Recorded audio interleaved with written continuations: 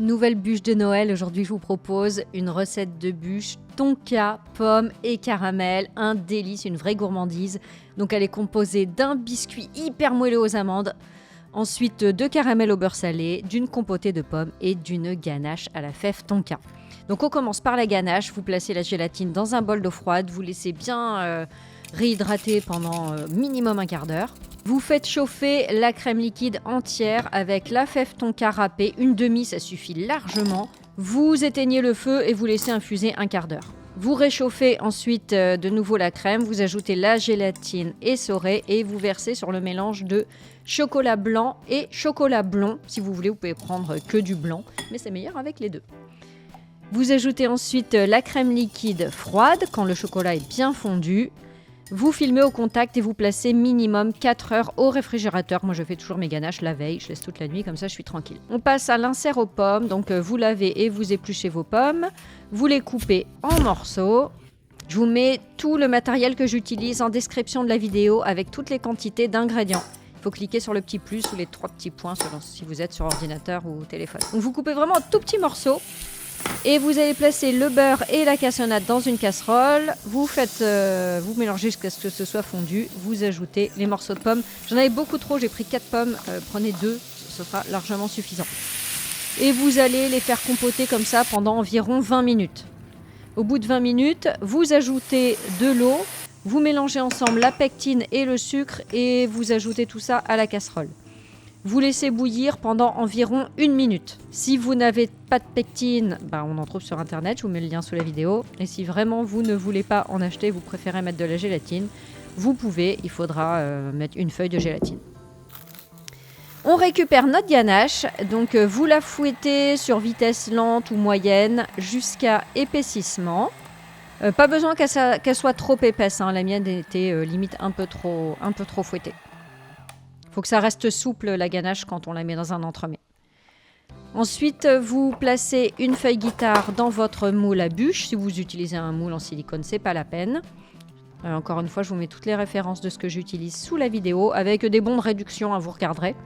Et vous versez les 3/4 de votre ganache. Vous tapotez bien. Avec une spatule, vous remontez sur les bords pour que tout le moule soit bien recouvert de ganache. Il faut qu'il y ait bien 2 cm au fond et 1 cm sur les bords. Vous placez environ 20 minutes au congélateur. On passe au biscuit amande. Donc vous allez faire fondre le beurre jusqu'à ce qu'il ait une jolie couleur noisette. Vous le laissez refroidir. Dans un récipient, vous mélangez la poudre d'amande, le sucre, le miel. Ce biscuit amande, vraiment, vous allez voir, il est dingue. Quand j'ai coupé les morceaux, j'avais envie de le manger en entier direct. Vous ajoutez l'œuf, enfin les œufs, pardon, et le beurre noisette. Si la recette vous plaît, je compte sur vous pour liker la vidéo. N'hésitez pas aussi à vous abonner à la chaîne, c'est vraiment super important pour moi, pour mon référencement sur YouTube. Ça m'aide beaucoup quand vous vous abonnez. Vous ajoutez ensuite la farine et une pincée de levure. Vous allez verser tout ça. Alors moi j'ai un moule à semelle à bûche. Donc j'ai mis là-dedans, sinon utilisez un moule à cake par exemple. Et vous enfournez. On récupère notre ganache, vous disposez les pommes à l'intérieur du moule et vous recouvrez d'une fine couche de caramel, pas aussi épaisse que la mienne, c'était trop.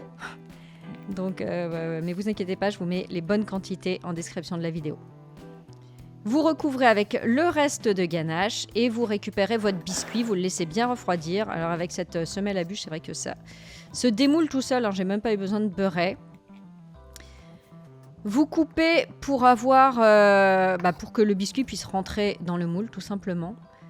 Et vous l'enfoncez légèrement. Ensuite, je l'ai imbibé avec un petit sirop de sucre. Donc pour ça, j'ai fait bouillir pendant 2 minutes. 20 g d'eau et 20 g de sucre. Et vous placez au congélateur pour 1 nuit minimum jusqu'à 3 semaines.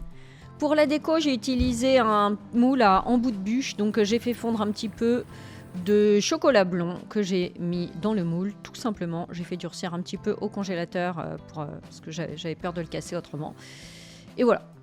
Et puis, j'ai fait un glaçage miroir doré qui était magnifique. Je vous mets les références sous la vidéo.